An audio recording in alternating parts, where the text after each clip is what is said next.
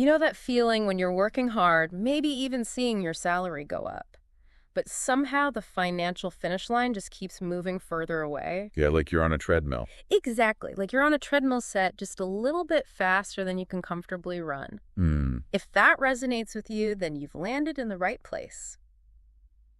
Welcome to the deep dive. And today, we're really digging into some pretty powerful ideas. We're specifically unpacking concepts from the book Rich Dad, Poor Dad by Robert Kiyosaki.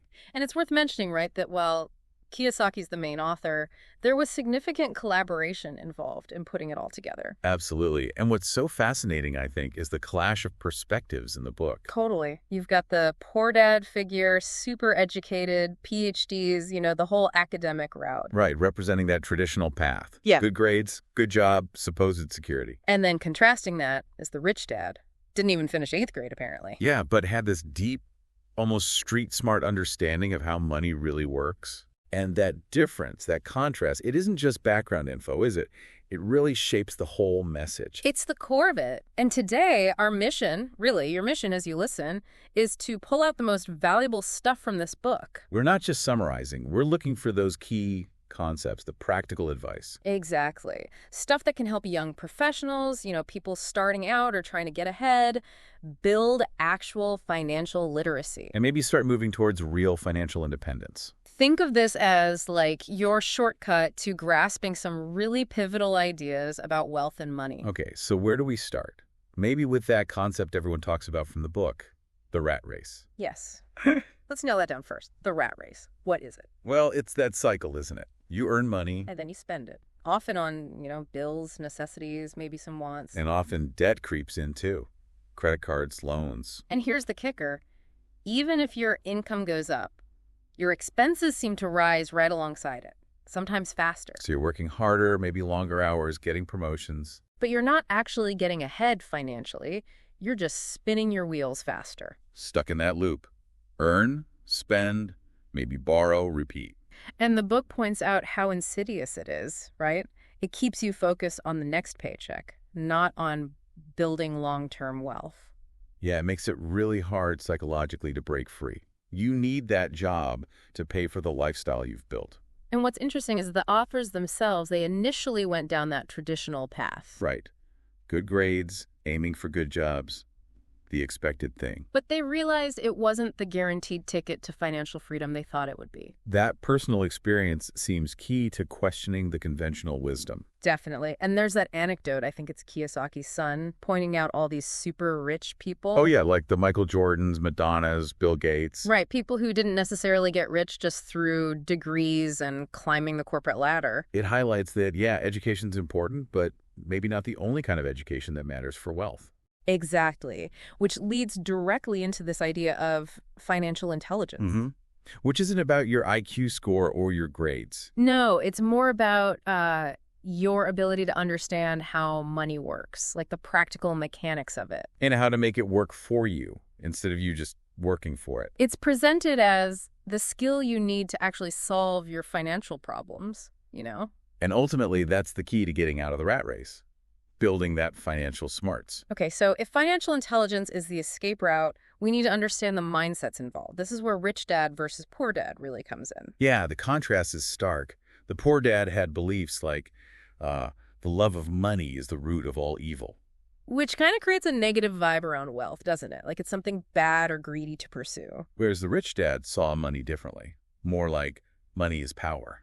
Not power over people, maybe, but power to have choices, security, freedom. Exactly, a tool. Yeah. And another huge difference was how they reacted when they couldn't buy something. Oh, right. The poor dad would just say. I can't afford it. End of story. Which the book calls a sign of, like, mental laziness. It shuts down thinking. But the rich dad wouldn't say that. He'd ask. How can I afford it? Right. Which forces your brain to start problem solving, looking for possibilities. It's such a simple shift in language, but the underlying mindset is completely different, open versus closed. And this carries over into their views on work, too. Poor dad valued job security above all else. Pensions, benefits, loyalty to one company, that whole traditional package. Maybe a sense of entitlement after years of service. Rich dad, on the other hand, emphasized financial self-reliance, taking control of yourself. Yeah, building your own wealth through assets and investments, not just relying on an employer. And the book isn't really saying one is absolutely good and the other bad. No, it's using the contrast to make you, the listener, think, to examine your own beliefs about money, which you might not even realize you have. And that self-examination leads perfectly into probably the most famous concept from the book. Gotta be assets versus liabilities. Absolutely fundamental. If you get this, you get a huge part of the core message. Okay, let's break it down super simply, the way the book does. An asset. Puts money in your pocket. Right.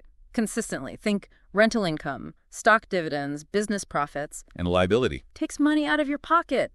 Regularly. Like mortgage payments, car loans, credit card debt, subscriptions. Seems straightforward, right? But here's the trap the book highlights. Yeah, especially for the middle class. We often buy things we think are assets. But they're actually liabilities in disguise, the big one being Your primary residence.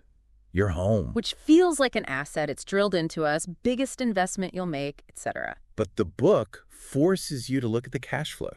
Does your house put money into your pocket each month? Usually no. You've got the mortgage, property taxes, insurance, upkeep, repairs. All money flowing out. So from a cash flow perspective, it's a liability. And think about that young couple buying their dream home. They stretch their budget, Feels great initially, like they've made it. but suddenly their expenses shoot way up. Bigger mortgage, taxes, maybe new furniture. And they become even more dependent on their jobs to cover it all. Deeper into the rat race, potentially, because their liability column just balloons. It's not just the house either, is it? Think about, like, fancy cars on finance. Oh, yeah. Definitely liabilities. Taking money out every month, Yep. plus depreciation. Or even, subscriptions you don't use, credit card debt from buying stuff you didn't need. It all adds up in that liability column. The key is just being honest about where the money flows. Precisely. Hmm. Because the core insight is this. The rich focus their energy on acquiring income-generating assets. While the poor and middle class often end up acquiring liabilities, sometimes thinking they're assets. Understanding that difference, really understanding it, is presented as the absolute foundation for building wealth. Okay, so we get assets good, liabilities bad in terms of cash flow. How do we actually apply this? The book talks about mind your own business. Right. And that phrase can be a bit misleading at first glance. Yeah, it doesn't mean immediately quit your job and start a company, does it? Not necessarily. It means focus on building your asset column, your business, even while you have a regular job, your profession. So distinguish between your job, which pays the bills, and your business, which builds your wealth. Exactly. Your profession might be, say, a teacher or a nurse or a programmer. That's how you earn income initially. But your business is what you do with that income specifically, using it to buy or create assets. The book uses that great Ray Kroc example, McDonald's. Everyone thinks hamburgers, right? Fast food. But Kroc apparently understood his main business wasn't just selling burgers. It was real estate, owning the land under the McDonald's franchises. That land was the key asset, generating ongoing rent income. The burgers paid the bills, but the real estate built the massive wealth. So the message for us is, keep your day job if you need it, but start consciously using some of your income to buy real assets. Things that will generate more income for you over time. Stocks, bonds, rental properties, maybe a side business. Not just spending it all on liabilities or personal possessions that lose value, like a new TV or clothes. Focus on building that asset column. That's minding your own business. Now, as people start building assets and maybe even businesses, the book touches on another level of financial strategy. Ah, yes, the role of corporations. The power of corporations. This sounds a bit advanced, maybe. How does it fit in? It is a bit more advanced, but it highlights a key difference in how wealthier individuals often structure things. It's about playing by a different set of rules, legally. Okay, so what's the main advantage? Taxes, primarily, and asset protection. The book contrasts how income and taxes work for an employee. You earn money, you spend what's left after taxes, basically. Taxes come out first, often, or you pay them on your gross income. Right.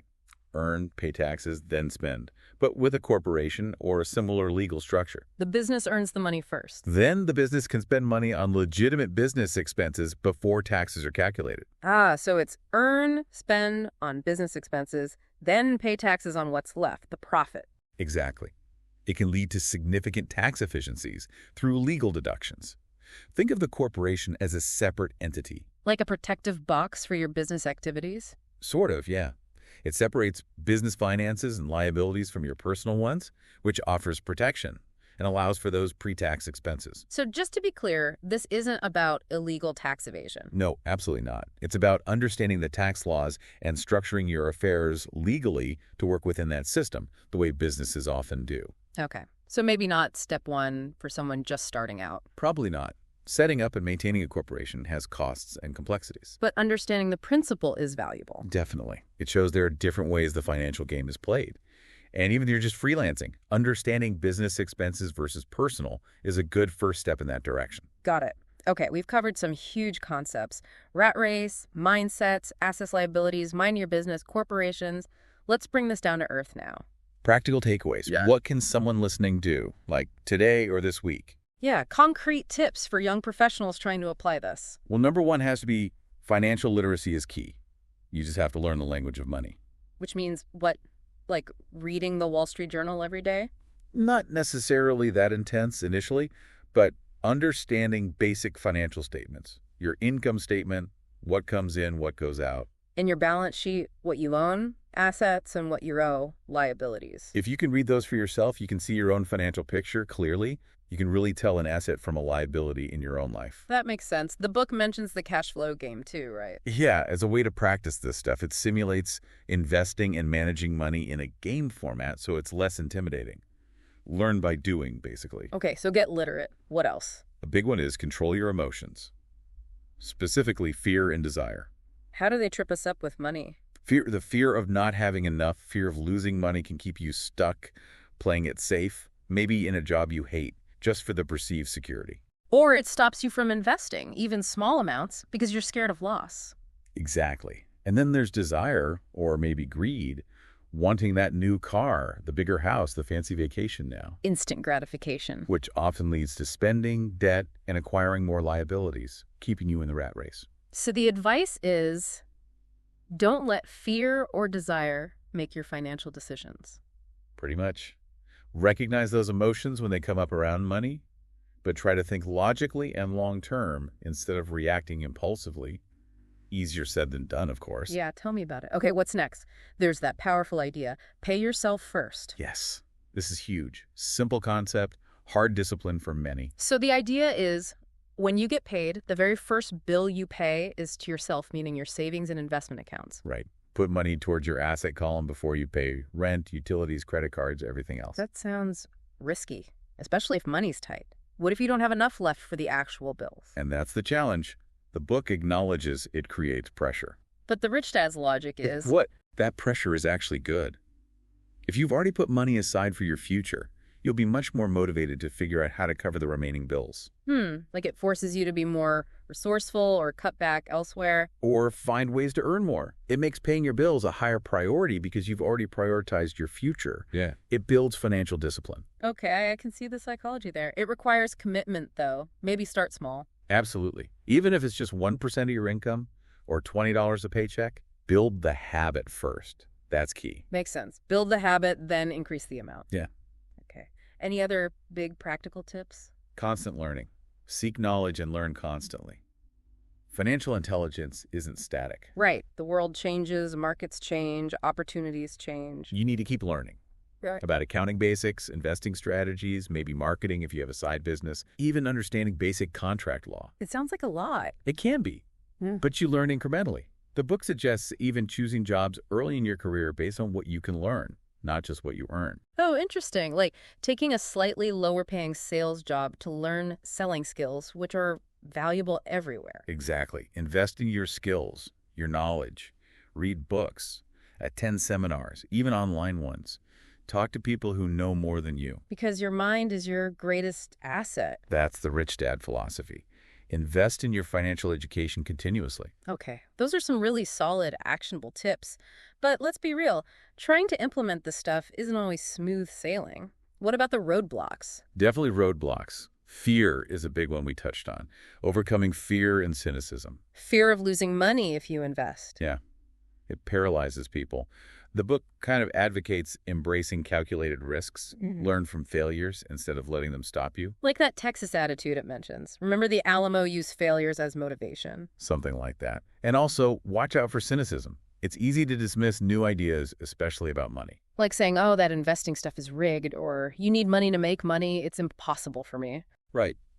The book says, cynics criticize and winners analyze. Try to understand why something might or might not work instead of just shooting it down. Analyze, don't just criticize. I like that. What other obstacles? Laziness. But maybe not in the way we usually think. How so? The book suggests that being too busy to deal with your finances or learn about money is actually a form of laziness. Ooh, that's a bit harsh. But I see the point. Avoiding the important stuff because it feels hard or uncomfortable. Exactly. We fill our time with less important tasks. The antidote suggested is actually a bit of greed. Greed. I thought that was bad. Not necessarily selfish greed, but a strong desire for a better life, for nicer things, for financial freedom.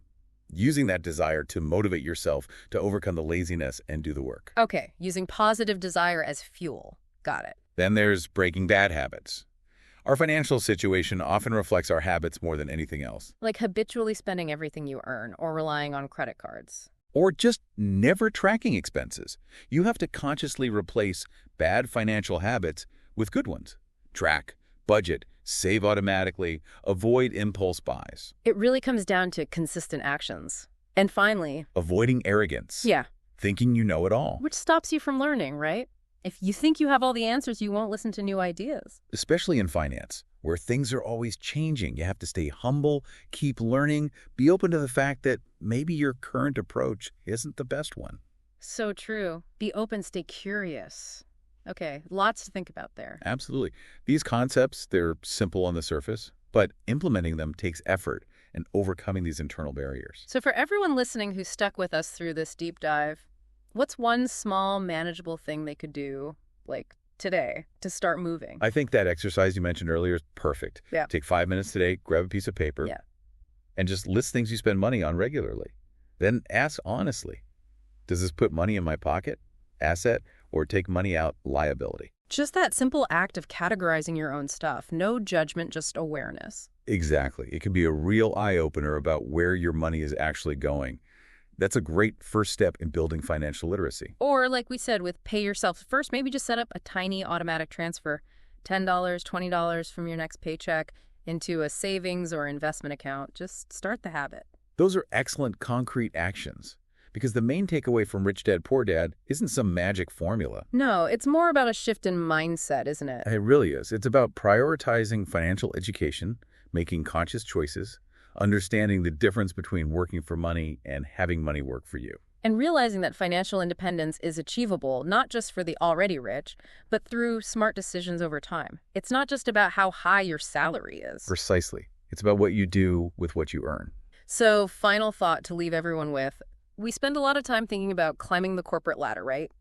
Getting the next promotion, the bigger office. The traditional path.